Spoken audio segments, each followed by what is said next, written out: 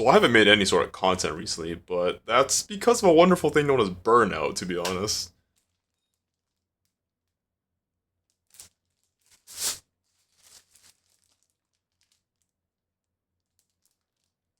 Maybe I should burn out more frequently, huh?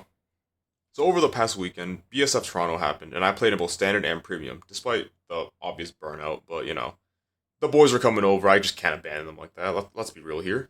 For standard, I hit top 4 at Blangmeyer, but I'm not really going to talk about it because personally, I really don't like the deck, and my record kind of reflects that. It's just a scam deck at the end of the day, and I'm just gonna move right along. For premium, I decided to run it down with Harry, which surprisingly I have not actually brought to an official events, despite sort of popularizing the whole stage thing. But anyways, I decided to bring it to an event and hit a second place finish, which I'm quite happy with, and I would like to talk about it here today. First things first, our main grade 3, we have 4 copies of Master Magician Harry. This is obviously a ride target just to set up the stage and just to get going from there. Because we have stage, we also have 4 copies of Starry Pop Dragon. This is here at 4 purely because more XLs mean more power. If we go XL2, that's more draws, and thus we could loop this more times by just drawing multiple dragons. Our combo extender of choice here is 2 copies of Alice, and 1 copy of Forbital to search both Alice and Star Pop Dragon. Alice is one of the best combo extenders in the clan, just in general, but we only could fit in 2 with the list, but I'll go over ratios and whatnot in a little bit. Up next for grade 2s, we have 4 copies of Lord Pigeon Pop. This is great to search out your dragons to sort of start your combos. Having a dragon in rotation at the beginning of your battle phase is very important, purely because it gives you more options in what you want to stride into using Dark Lord Princess. And because we have Alice, we also have 3 copies of Jenny, and this is actually it for our grade 2s. 7 grade 2s is a little bit risky, but we could talk more about the ratios in a little bit. For grade 1s, we have 4 copies of Trapezus. She's an amazing card that combos both with Starry Pop and Alice, allowing you to sort of either farm excels or just to extend your combo even further. Speaking of Alice, we also have Leslie to restand just as an alternate win con. 3 copies of Masquerade Bunny, the V-Series version in particular, because we not only want to search Harry, but searching Forbital is insane in this deck, so having more options to do that is greatly appreciated. 2 copies of the Darkside Mirror Master Magyadol. This is very useful in certain scenarios where you just want to set up a counter charge for the following turn off of Dark Lord Princess into Yvette, or you could just call out 2 of these on Masquerade Master Harry to sort of refund 1 CB and continue in comboing. But also, we are playing 4 copies of the Crestmaker. 4 copies of Crestmaker without the Ride Fixer is a choice, but this list is primarily a stage list instead of a crest list. It's a stage list that could sometimes have crest, which does increase our power output even more. And for grade 0s real quick, we have to play Happiness Collector, the V-Series one obviously. I opted to go with the blue OT here because giving either Leslie a crit with 100 mil or Starry Pop Dragon a crit with 100 mil is very lethal. And 3 Strife Fodder crits, 4 draw crits, 4 draw PGs, and 4 heal guards. So no Sanctitude in this list is a choice I decided to make, purely because I wanted more space in the main deck, and so I just consolidated all my Sentinels to my trigger lineup instead. The draw PGs also combo with Wandering Dragon, which is greatly appreciated in certain matchups.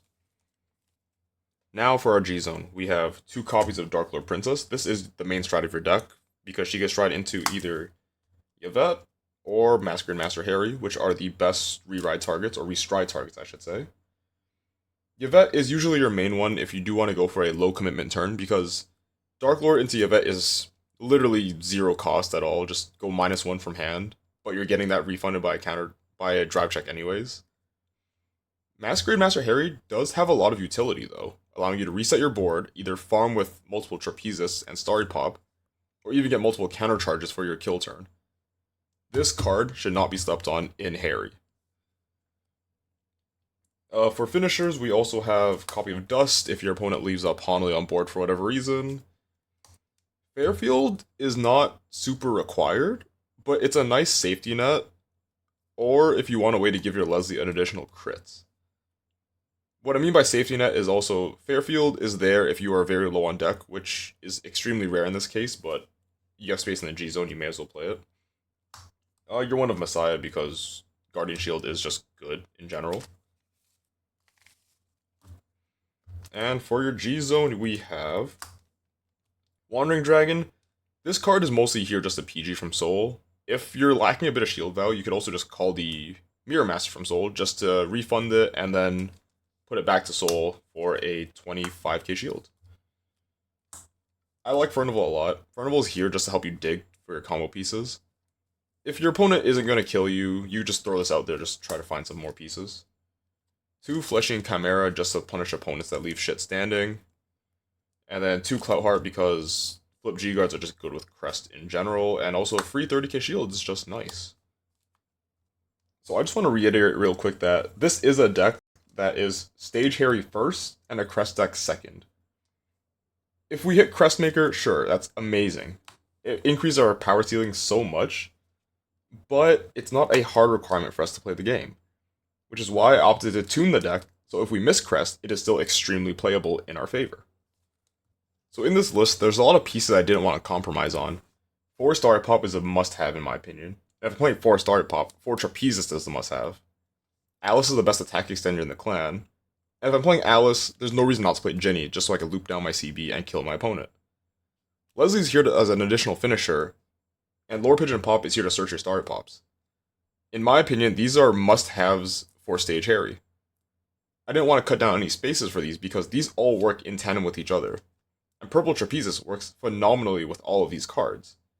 If you don't have access to Ginny for whatever reason, 2 Trapezist allows you to loop with Alice. And more Trapezist with a Starter Pod Dragon means more Excels, which helps further your game plan. Because this is the core of your deck, the rest of the slots are easily filled in with filtering pieces. Obviously you have your main Vanguard, pieces to search off Forbidal. This is more consistency just to find your ride target. The Crestmaker, and a good utility card helps fill out the deck pretty nicely.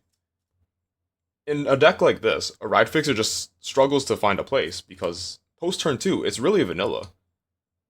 Pardos will never be on the stage, meaning it's a very weak combo extender.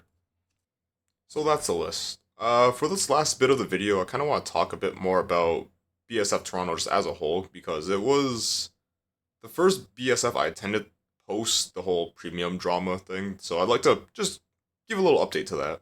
Going into the venue, it sort of felt surprising, because, like, I thought a lot less people would actually show up, but we had enough people to fire off 7 rounds, which is already a good start. Same thing as standard yesterday. Not yesterday, the day before.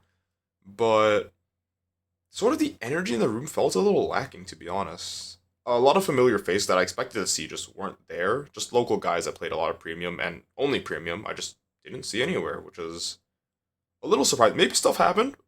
No, I'm not sure, but, like, it was a little bit disheartening to see that, but I was speaking to my friend Chang, and she also mentioned that, like, overall the vibes didn't really feel all that impressive, like, at all.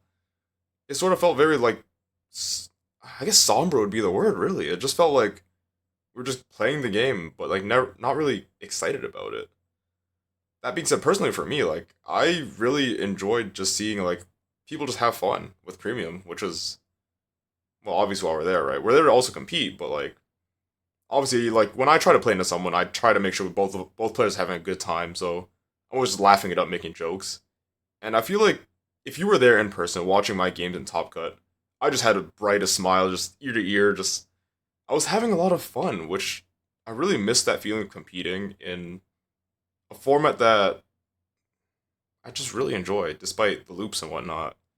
Granted, I got very lucky with my run. I ran into only one loop deck, which was in round 3 of Swiss, I believe. It was the Nezel loop, but I do think that does lend more towards my enjoyment of the experience overall. Only encountering one loop deck, but it was still really enjoyable. Like, if you were there watching my games, you would know that I was just having the time of my life, just always cracking jokes on my opponents, but I feel like I may have tried to push that a bit more, knowing that this may very well be one of the last few premium events. Granted, Japan recently announced that they'll be doing a premium tournament, like, for bigger events there, but until we receive more announcements for future products, to me, premium is just kind of dead, which is kind of a shame. Don't get me wrong, I'll still be participating in BCS premium for Toronto, but it's a little disheartening to see that this is sort of the energy that I felt during the current BSF, which it's not the greatest feeling in the world. That being said, I really do hope that people still continue to play premium and enjoy it a lot, because this format is just simply a lot of fun.